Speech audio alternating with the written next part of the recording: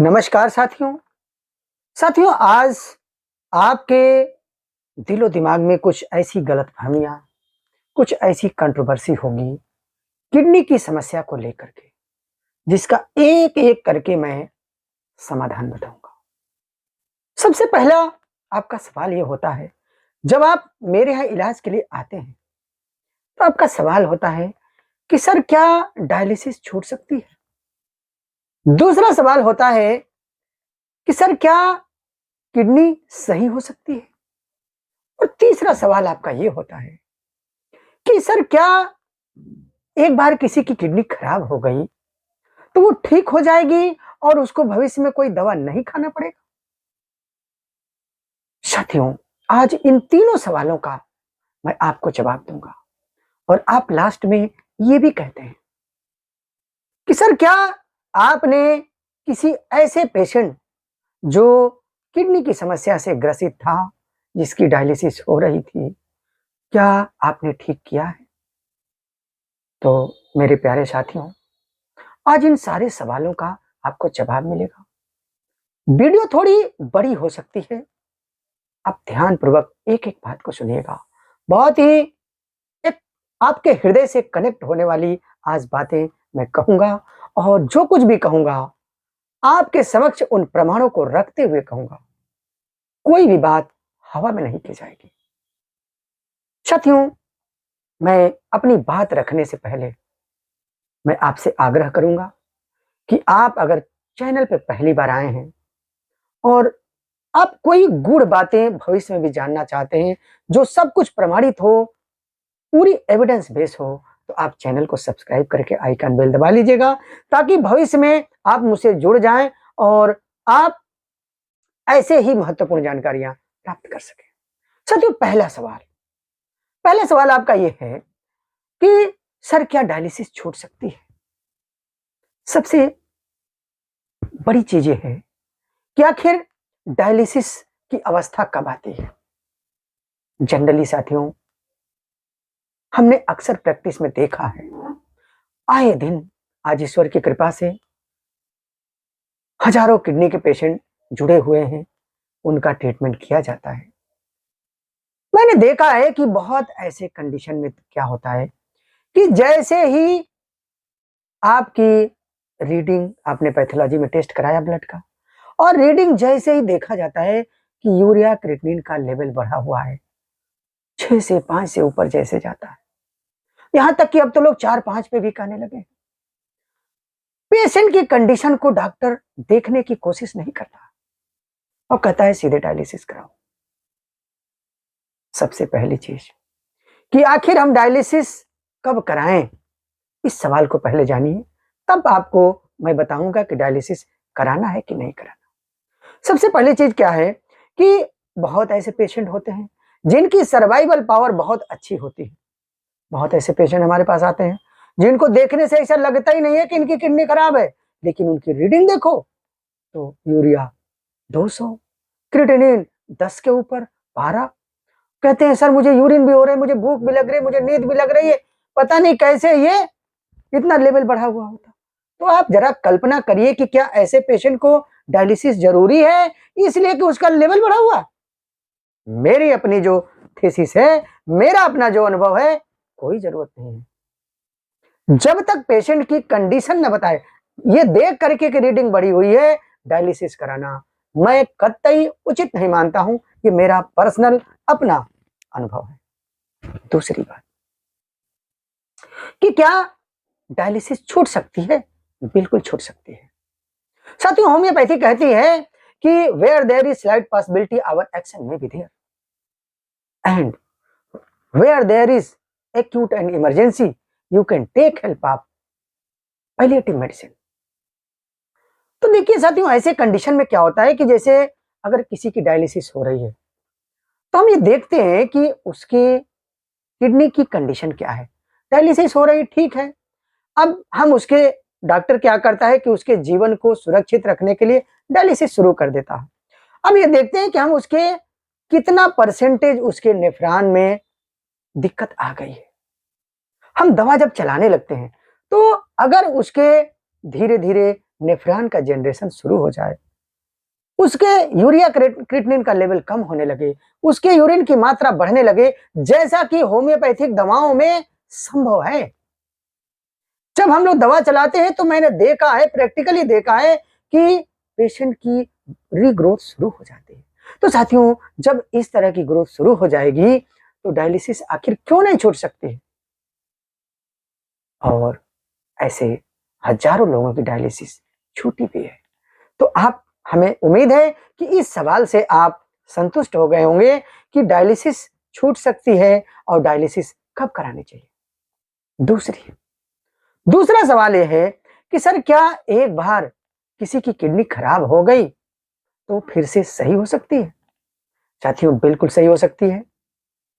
और मैं और चिकित्सा पद्धतियों की बात नहीं करता, but according to law of homeopathy हमने देखा है कि चूंकि होम्योपैथिक दवा नेचर लॉ पे काम करती है, और हम लोग जब दवा देते हैं तो पेशेंट के अंदर एक ऐसी स्टेज बनती है कि धीरे धीरे धीरे धीरे उसके बॉडी में इक्विलिब्रियम आने लगता है, एक साम्य अवस्था आने लगती है। और वो साम्य अवस्था क्या करता है कि बॉडी एज ए होल उसको एक अलग से माहौल क्रिएट करता है, और धीरे धीरे पेशेंट आगे कहने लगता है, सर मुझे बहुत आराम है, सर मुझे नींद भी आ रही है, मुझे भूख भी लग रही है, मुझे यूरिन भी आने लगा, मुझे बहुत अच्छा लग रहा है, मेरी सांस भी कम फूल रही है। It means man as a whole medicine काम करना शुरू कर दी। और धीरे धीरे साथियों, हमने देखा है कि पेशेंट के अंदर खुद ही एक ऐसी पॉजिटिविटी दिखने लगती है कि आग कहता है, सर हम तो पहले हफ्ते में 2 बार कराते थे, अब इस बार 1 बार गए तब भी मुझे कोई दिक्कत नहीं। कुछ दिन के बाद कहता है, सर हमने 15 दिन पर गए फिर भी मुझे कोई दिक्कत नहीं। धीरे धीरे वो अपने आप छोड़ देता है, और धीरे धीरे होता क्या है कि उसकी किडनी रिकवर करना शुरू कर देती है, और कुछ ही दिनों में साथियों ऐसा होता है कि पेशेंट की स्थिति बहुत सामान्य हो जाती है। और साथियों, मैं भी इसके पहले बहुत परेशान था, लेकिन आज इतने पेशेंटों की फीडबैक आ रहे हैं, इतने अच्छे रिजल्ट आ रहे हैं, जिसके आधार पे मैं कह सकता हूं कि एक बार किसी किडनी खराब हो गई तो वो ठीक भी हो सकती है। हाँ, यहां मैं जरूर कहना चाहूंगा कि सारे पेशेंट के साथ ऐसा जरूरी नहीं है, लेकिन इस बात को कहना कि नहीं, एक बार किसी की किडनी खराब हो गई तो फिर से ठीक नहीं होगी, हम इसके पक्ष में नहीं है। हाँ, पेशेंट की कंडीशन क्या है, डॉक्टर उसको सही से देखे, उसे समझ करके, और पेशेंट भी कोऑपरेट करे। और हम ये भी कहेंगे कि इस स्थिति में पेशेंट के लाइफ को सेव करने के लिए जो भी उचित हो, अगर उसे डायलिसिस कुछ दिन कराना पड़े तो उसको भी कराया जाएगा। लेकिन अंततोगत्वा निष्कर्ष यही है कि एक बार अगर किडनी खराब हो गई तो उसे फिर से खास तौर से होम्योपैथिक दवा से ठीक किया जा सकता है।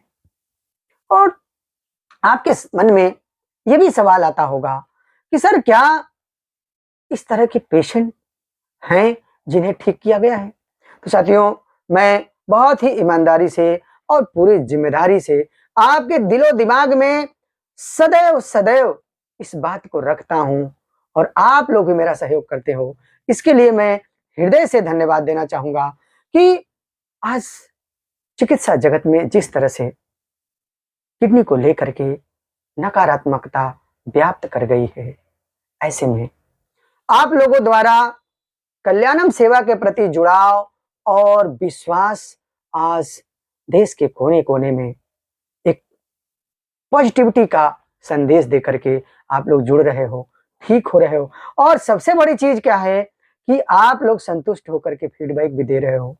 तो मैं यही कहूंगा कि अगर इस तरह के आपके दिलो दिमाग में सवाल हो कि सर क्या ठीक होगा, क्या आपने ठीक किया है, तो मैं चाहूंगा कि इस वीडियो के डिस्क्रिप्शन में जाइए, और मैं अपने मुंह से नहीं कहूंगा, आप खुद लिंक को क्लिक करके या हमारे चैनल पे जा करके आप प्लेलिस्ट में जा करके माय क्योर्ड पेशेंट का कुछ वीडियो देखिए।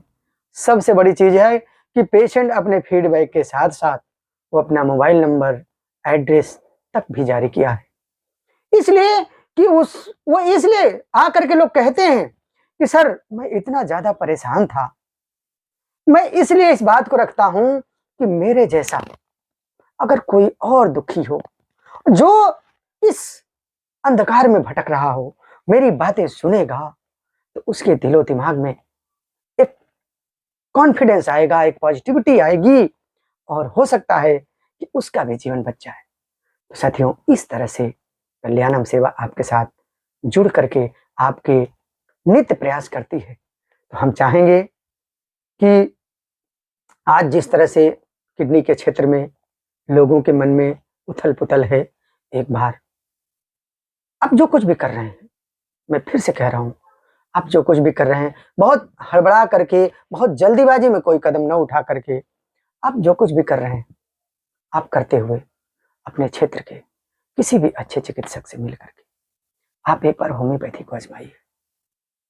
सचमुच में साथियों, मैं डॉक्टर एस बी तिवारी आपको अपने पिछले लगभग 25 साल का अनुभव कहते हुए बहुत ही भावुक मन से कह रहा हूं कि हो सकता है कि आपका भी जीवन बच जाए, आपके जीवन में भी उजाला आ जाए। जब आप कहते हो कि सर मैं ठीक हो गया, जब आकर के आप रिपोर्ट दिखाते हो और अंदर से खुशी महसूस करते हो ना, साथियों, बहुत ही एक अंदर से आनंद की जो अनुभूति होती है ना, उसे शब्दों में नहीं बयां कर सकता। मैं इमोशनल होकर के ये बातें इसलिए कह रहा हूं, साथियों, ईश्वर की बहुत बड़ी कृपा है, बजरंग बली की कृपा है कि आपके चेहरे पे मैं मुस्कान ला करके और खुद भी बहुत आनंदित होता हूं। साथियों, ये आज की जानकारी मैं बहुत ही भावुक मन से आपको दे रहा हूं, अपना अनुभव दे रहा हूं कि आप जरूर एक बार, अगर आपको दुर्भाग्य ऐसे, तो मैं ईश्वर से सदैव प्रार्थना करता हूं और मैं चिकित्सक होते हुए भी नित्य आप लोगों को दिनचर्या पर ध्यान देने की बात करता हूं और सदैव सदैव उसके लिए जागरूक भी करता रहता हूं। आप लोग हमारे चैनल पर देखिए भी कि मैं कैसे सोचता हूं कि दवा बहुत अच्छी चीज नहीं है। मैं आपको जागरूक भी करता हूं, आपको योग के द्वारा, आपको अच्छी बातों के द्वारा, अपने खान पान के द्वारा। लेकिन अगर दुर्भाग्यपूर्ण तरीके से आपको इस तरह की समस्या आ ही गई है, आप सोचने के सोच में संकोच मत करिए, निसंकोच असंतोष आएगा। अतः आप एक बार पॉजिटिव होकर के आप जुड़िए। अगर मेरी सेवा लेनी हो तो आपको हमारे वीडियो के डिस्क्रिप्शन में मेरा एड्रेस मिल जाएगा, मेरा नंबर मिल जाएगा, हर जगह मेरा नंबर मिल जाएगा। आप जुड़िए, अपनी पूरी रिपोर्ट व्हाट्सएप करिए। आप देश दुनिया के किसी भी कोने में हैं, आपकी पूरी बात सुनी जाएगी, आपकी पूरी सेवा की जाएगी और कोशिश की जाएगी कि आपके भी चेहरे पे मुस्कान लाई जा सके। साथियों, इन्हीं शब्दों के साथ मैं आज आपके से विदा लेता हूं और हम उम्मीद करते हैं कि मेरी ये बातें आपके दिलो दिमाग में जरूर एक पॉजिटिविटी लाई होगी। बहुत बहुत धन्यवाद। जय हिंद, जय भारत।